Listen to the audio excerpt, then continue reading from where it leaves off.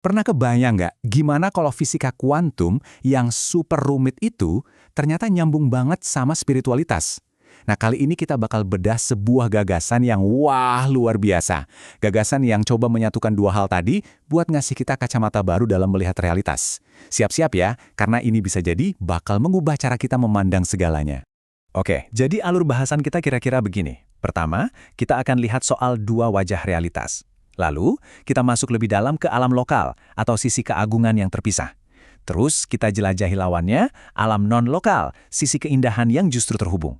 Nah, puncaknya adalah gimana tauhid menyatukan keduanya, dan yang paling penting, kita tarik hikmah praktisnya buat kehidupan sehari-hari. Oke, kita masuk bagian pertama, dua wajah realitas. Ini nih, teka-teki utamanya. Kita semua pasti ngerasain ini. Kok bisa ya, dunia ini kadang terasa acak banget, penuh kekacauan.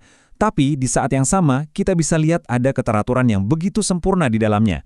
Gimana ceritanya dua hal ini bisa ada barengan? Coba deh, kita renungin bareng. Pernah nggak sih ngerasa hidup tuh kok acak banget ya? Penuh hal-hal tak terduga, penuh ujian.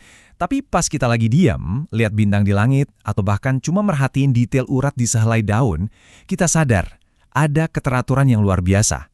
Ada desain yang agung di sana. Nah, jadi yang benar yang mana nih? Alam semesta ini sebenarnya kacau? Atau justru super teratur?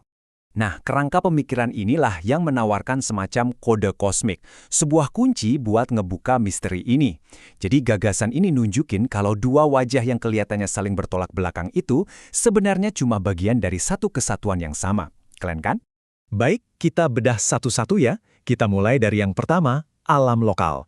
Ini adalah sisi keagungan terpisah. Simpelnya, ini tuh realitas yang kita alami sehari-hari. Dunia fisik, dunia sebab-akibat, di mana semuanya terasa terpisah satu sama lain. Sifat pertama dari alam lokal ini adalah non-komutatif. Istilah fisika sih, tapi artinya simpel, urutan itu penting. A dilakukan sebelum B, hasilnya beda kalau B dilakukan sebelum A. Contoh paling gampang, sholat. Kita harus takbir dulu, baru diakhiri salam. Nggak bisa dibalik kan? Nah, inilah cerminan sifat jalal atau keagungan Tuhan. Ada aturan, ada hukum, ada proses yang harus diikuti. Lalu ada yang namanya simetri pecah. Gini deh, bayangin ada bola kristal yang super sempurna, tanpa cacat. Itulah gambaran kesempurnaan Tuhan yang mutlak, yang kita kenal sebagai tanzih. Sekarang bayangin bola itu pecah jadi kepingan-kepingan yang indah. Tiap kepingan, yaitu kita ciptaannya, jelas gak sesempurna bola utuh tadi. Tapi justru dari pecahan inilah kita bisa membayangkan betapa agungnya sang pencipta yang asli. Alam lokal ini juga cirinya punya entropi tinggi. Entropi itu, gampangnya, ukuran ketidakteraturan atau kekacauan. Nah, inilah dunia kita. Dunia ujian, di mana banyak banget kemungkinan, dan hasilnya nggak selalu pasti. Disinilah letak pentingnya pilihan kita, ikhtiar kita. Justru di dalam ketidakpastian inilah, ada ruang buat rahmat dan kita bisa bertumbuh. Dan semua yang kita bahas barusan, dunia sebab akibat, dunia yang pecah, dunia yang penuh ketidakpastian, itu semua terangkum dalam ayat ini sebagai manifestasi yang zahir, sisinya yang tampak. Ya, realitas fisik yang bisa kita sentuh dan lihat ini adalah salah satu wajahnya. Oke, sekarang kita balik koinnya. Kalau tadi kita bahas alam lokal yang serba terpisah, sekarang kita masuk ke alam non-lokal, keindahan yang justru terhubung. Ini adalah dimensi yang, melampaui ruang dan waktu. Di sini, semuanya itu satu, semuanya nyambung. Nah, beda banget sama dunia kita yang penuh kemungkinan. Alam non-lokal ini sifatnya deterministik. Ini cerminan dari sifat jamal, atau keindahan Tuhan. Maksudnya, di level ini semuanya itu sudah pasti, sudah ada dalam ilmu Allah. Seperti konsep lauh mahfuz itu loh. Dari A sampai Z, semuanya sudah diketahui olehnya. Kalau di dunia fisik kita semua itu fana, ya kan? Nah, sebaliknya, di alam non-lokal ini ada konservasi hadir. Artinya, hakikat dari segala wujud itu kekal, terjaga. Realitas spiritualnya itu abadi, nggak kayak alam lokal kita yang semuanya bakal sirna. Nah, ini nih yang keren banget. Di alam non-lokal ada yang namanya koherensi global. Artinya apa? Artinya ada keterhubungan universal. Semua hati, semua ruh itu sebenarnya terhubung dalam satu hadirat ilahi yang sama. Nggak ada tuh yang namanya keterpisahan sejati. Semuanya bagian dari satu kesatuan yang utuh. Dan ayat ini pas banget buat ngegambarin konsep tadi. Ilustrasi sempurna dari imanensi Tuhan atau tashbih. Dimanapun kita, mau ke arah manapun kita menghadap, melampaui batas ruang. Di sanalah wajah Allah, di sanalah hadiratnya. Oke, kita udah lihat dua sisi medalinya ya. Ada alam lokal yang terpisah-pisah, ada alam non-lokal yang terhubung jadi satu.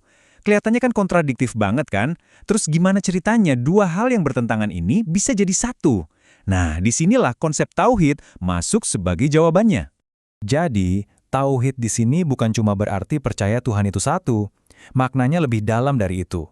Tauhid adalah kesadaran bahwa semua dualitas yang kita lihat, jalal dan jamal, lokal dan non-lokal, terpisah dan menyatu, itu pada hakikatnya cuma dua sisi dari satu realitas tunggal. Semuanya kembali pada Yang Esa. Coba kita lihat tabel ini. Ini ngerangkum semuanya dengan jelas banget. Hal-hal yang tadinya kita pikir paradoks, kayak pilihan bebas, ikhtiar, versus takdir, atau Tuhan yang terasa jauh, tanzih, tapi juga dekat, tashbih, ternyata bukan pertentangan. Mereka cuma dua sisi dari satu hakikat yang sama, yang kita lihat dari dua alam yang berbeda. Dan di sini ada sebuah metafora yang indah banget. Konsep ini disebut nafas ar-Rahman, atau nafas yang maha pengasih.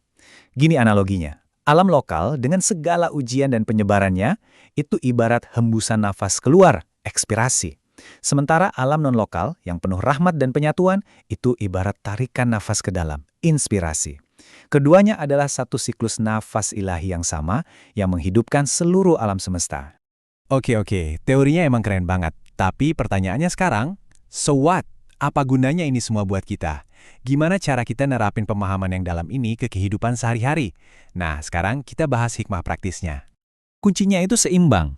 Jadi pas kita lagi hadapin masalah di dunia ini, di alam lokal, ingat ini adalah arenanya ikhtiar. Lakuin aja yang terbaik semampu kita. Hasilnya serahin.